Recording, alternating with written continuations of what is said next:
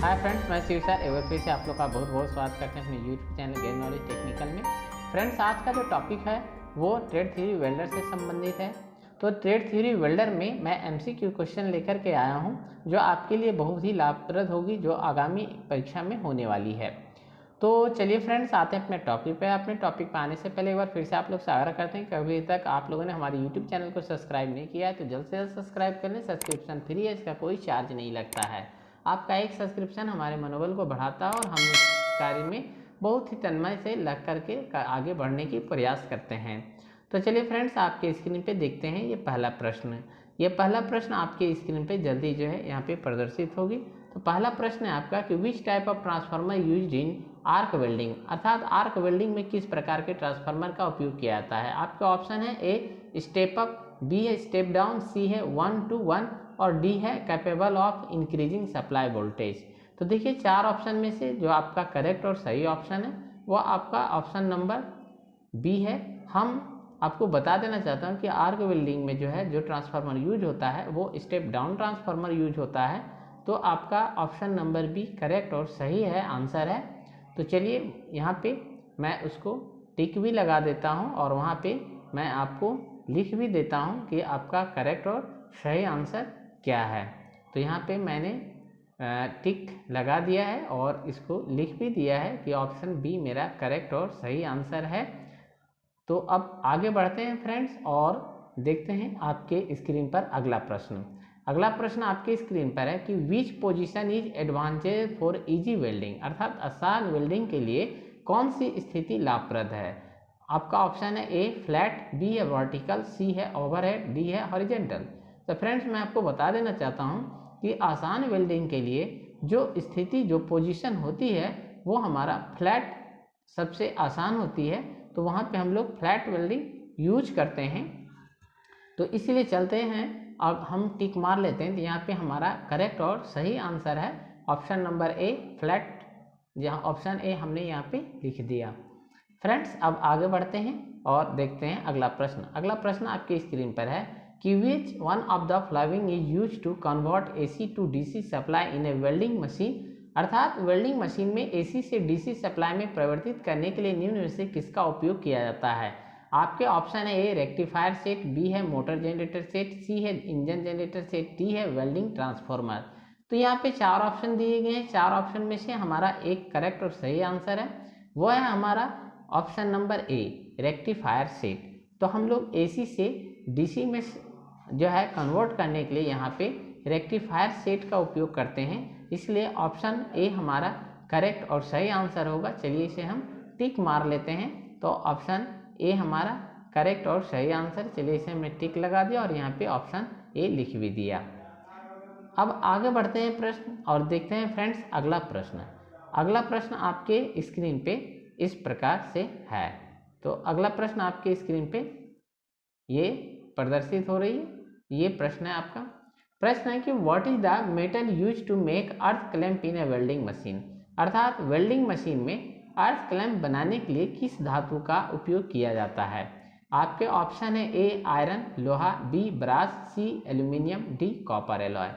तो देखिए, मैं आपको बता दूं कि वेल्डिंग मशीन में अर्थ क्लैंप बनाने के लिए जिस धातु का उपयोग किया जाता है वो हमारा कॉपर एलॉय होता है, जिसे तांबा मिश्रित धातु हम कहते हैं। तो यहाँ पे ऑप्शन डी हमारा करेक्ट और सही आंसर है, इसलिए हम यहाँ पे टिक मार लेते हैं। ऑप्शन डी हमने यहाँ पे लिख दिया, ऑप्शन डी। अब फ्रेंड्स आगे बढ़ते हैं और देखते हैं अगला प्रश्न। अगला प्रश्न आपके स्क्रीन पर है। अगला प्रश्न है कि how much current should be set to weld a 10 mm thick plates by arc welding, अर्थात आर्क वेल्डिंग के द्वारा 10 मिलीमीटर मोटी प्लेट को वेल्ड करने के लिए कितना करंट सेट किया जाना चाहिए।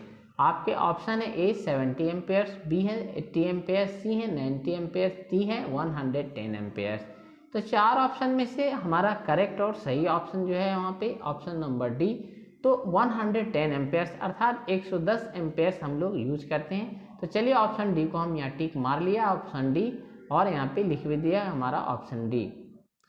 अब फ्रेंड्स आगे बढ़ते हैं और देखते हैं हमारा अगला प्रश्न। अगला प्रश्न आपके स्क्रीन पर है कि what is the term for the depth of fusion from the surface of the weld metal plate, अर्थात वेल्ड मेटल प्लेट की सतह से फ्यूजन की गहराई के लिए किस शब्द का उपयोग यहाँ किया गया है। आपके ऑप्शन यहाँ पे दिए गए हैं, 4 ऑप्शन है।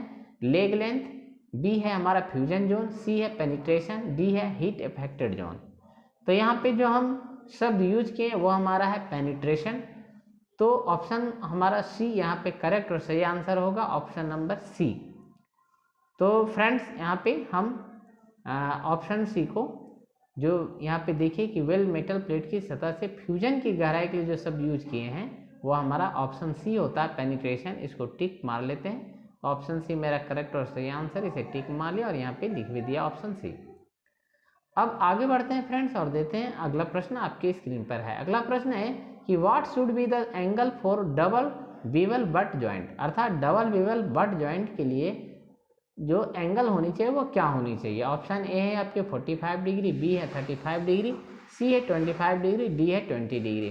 तो 4 ऑप्शन में से हमारा करेक्ट और सही ऑप्शन है ऑप्शन नंबर हमारा ए 45 डिग्री।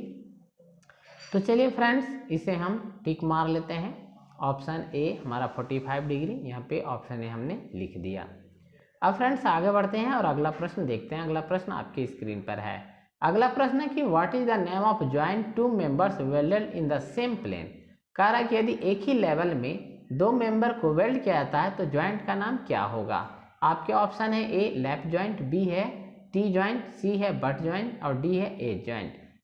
तो यहाँ पे 4 ऑप्शन दिए गए हैं। तो मैं आपको बता दूं कि अगर यदि एक ही लेवल में 2 मेंबर को वेल्ड किया जाना है तो वो जो हमारा जॉइंट होता है वो हमारा ऑप्शन सी बट जॉइंट होता है। चलिए ऑप्शन सी बट जॉइंट को यहाँ पे हम टिक मार लिए और यहाँ पे ऑप्शन सी लिख दिए। अब फ्रेंड्स आगे बढ़ते हैं और देखते हैं अगला प्रश्न। अगला प्रश्न आपकी स्क्रीन पर इस प्रकार से है। अगला प्रश्न है कि what is the symbol of welding, अर्थात वेल्डिंग का प्रतीक क्या है।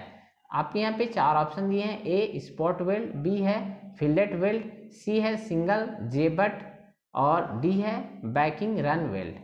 तो 4 ऑप्शन में से आपका जो है एक ऑप्शन सही है, वो हमारा ऑप्शन नंबर डी है बैकिंग रन वेल्ड।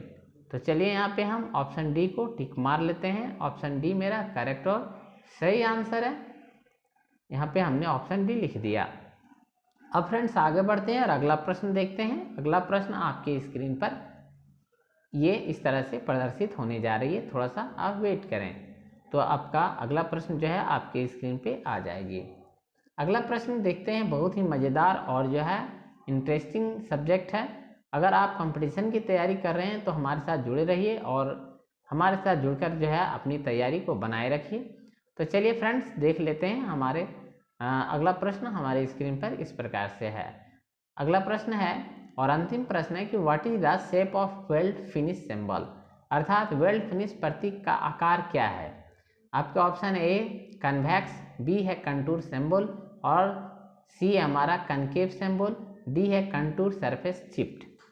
तो 4 ऑप्शन में से जो हमारा करेक्ट और सही है ऑप्शन है वो यहाँ पे ये देख लीजिए, यहाँ पूछा है कि वेल्ड फिनिश प्रतीक का आकार क्या है, इसका शेप पूछ रहा है। तो हमारा option D contour surface chipped, option D हमारा करेक्ट और सही आंसर है। चलिए इसे हम टिक मार लेते हैं, ऑप्शन डी, पहले डी मैंने लिख दिया फिर टिक मार लिया। तो फ्रेंड्स यहाँ पे मैंने कुल आपको 10 प्रश्न कराए। ये 10 प्रश्न जो है नीमी पैटर्न पर आधारित थे। अगर आपका एग्ज़ाम अगले जुलाई में होने वाली है तो आप जो है अभी से ही तैयारी शुरू कर दीजिए और हमारे साथ बने रहिए। तो ज़्यादा से ज़्यादा वीडियो को शेयर कीजिए ताकि और भी लोगों को फ़ायदा मिल सके। तो फ्रेंड्स आज के लिए इतना ही, बहुत बहुत धन्यवाद, थैंक्स फॉर वॉचिंग।